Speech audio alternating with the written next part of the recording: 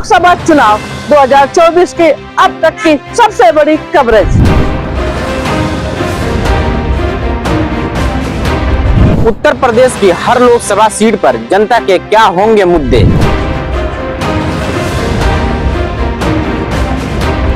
किस मुद्दे पे जनता इस बार वोट डालेगी।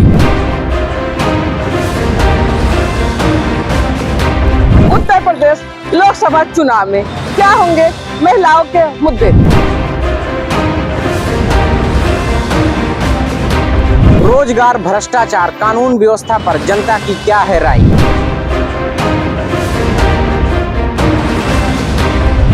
देखते रहिए हमारे साथ फर्क इंडिया न्यूज चैनल पर।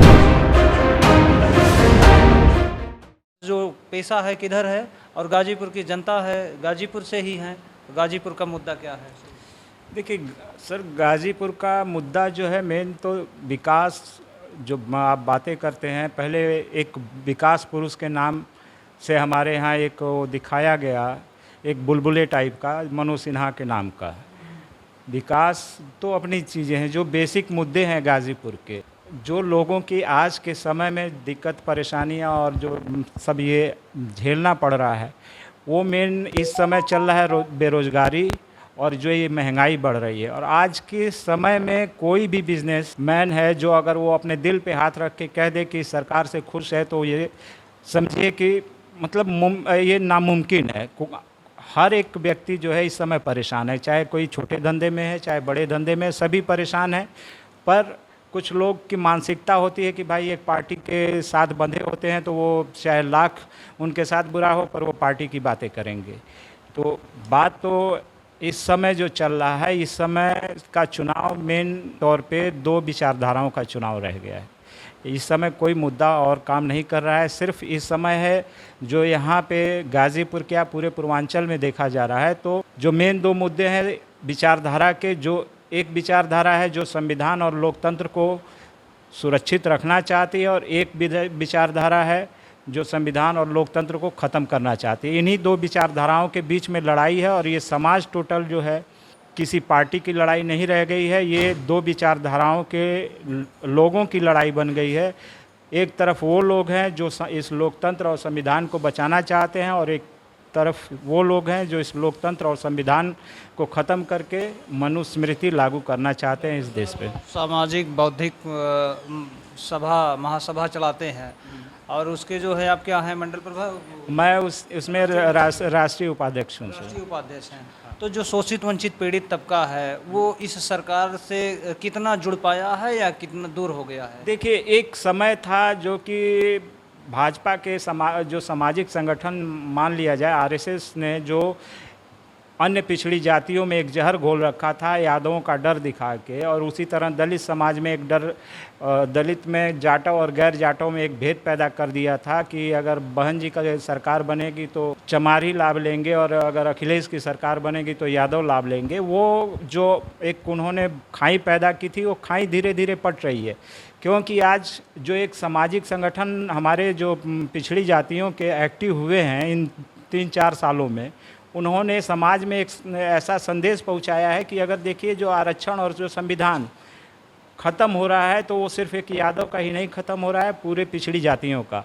और ये धीरे धीरे अन्य पिछड़ी जातियों के लोगों को और अन्य जो दलित हैं जैसे धोबी पासी, उनको भी समझ में आने लगा है कि अगर आरक्षण जा रहा है तो टोटल पूरे पिछड़े SC ST सबका जा रहा है।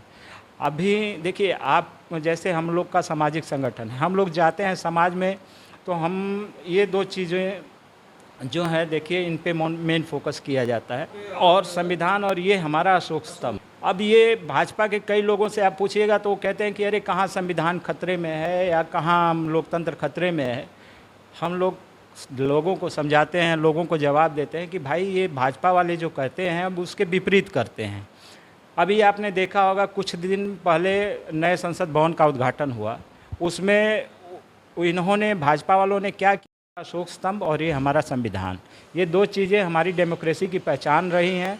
उसमें से उन्होंने एक पहचान जो ये अशोक स्तंभ है इसको हटा के उन्होंने सिंगोल ला दिया, तो ये तो पहचान हमारी डेमोक्रेसी की एक ख़त्म हो गई।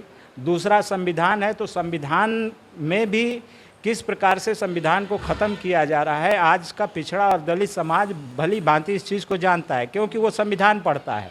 आज का पिछड़ा और दलित समाज जो एक तरफ किसी पार्टी को न देख के एक विचारधारा पे वोट कर रहा है, तो कारण यही है कि वो संविधान पढ़ने लगा है और वो जान रहा है कि बाबा साहब ने हमें इस संविधान के माध्यम से जो अधिकार दिया आरक्षण का, बीजेपी वाले कैसे प्राइवेटाइजेशन के थ्रू, निजीकरण के थ्रू वो अधिकार को इन्होंने ख़त्म कर दिया। हमें अधिकार क्या था?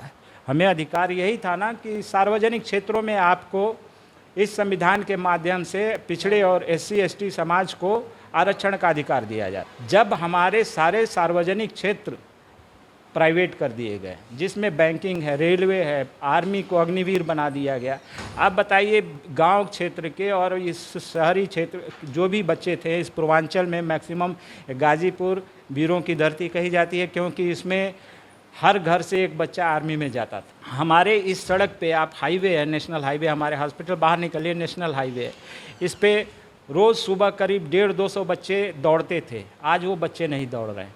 क्यों? कि जो ये अग्निवीर योजना इस सरकार ने ला दिया, आप बताइए कि 4 साल की नौकरी, उसमें भी उसको अगर वो शहीद हो जाता है या मर जाता है तो उसका शहीद का दर्जा नहीं मिलना, फिर 4 साल बाद उसको 12-13 लाख रुपए का दे देंगे, तो उसमें वो क्या करेगा? पहले लड़का जाता था आर्मी में नौकरी करता था, तो 15 साल की नौकरी करने के बाद आता था तो अपने बच्चों को पढ़ा लिखा लेता था, गांव में खेत ले लेता था, आर्थिक तौर पे मजबूत होता था। डॉक्टर साहब, अगर गाजीपुर के मुद्दों की बात करें, चुनावी ज़्यादा समय लंबा हो जाएगा, जो 1 तारीख को मतदान होने जा रहा है।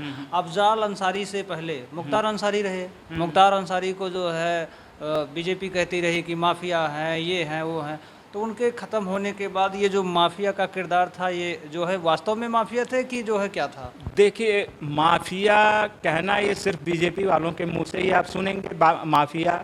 माफिया अब मुख्तार अंसारी कभी कोई माफिया नहीं थे। वो एक गरीबों और जो मजलूमों के मसीहा थे। वो कभी किसी गरीब को सताए नहीं।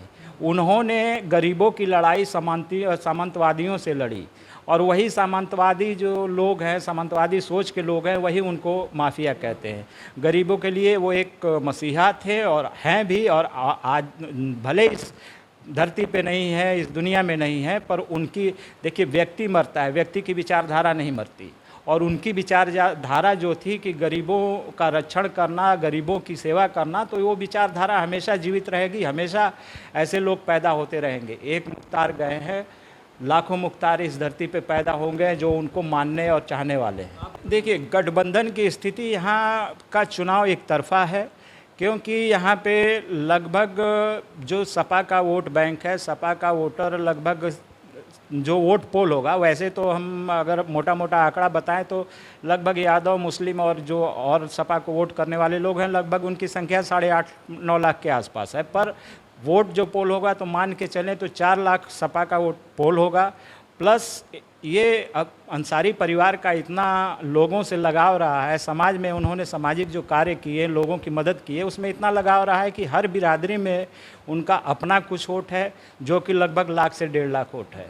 तो 4 लाख और पर्सनल उनका अफजाल अंसारी जी का अपना अगर 1 लाख 1.5 लाख वोट, 1 लाख भी हम मानते हैं तो 5 लाख प्लस में है अफजाल अंसारी। और जो भाजपा का वोट है, भाजपा का 3.5 से 4 लाख के बीच में वोट है।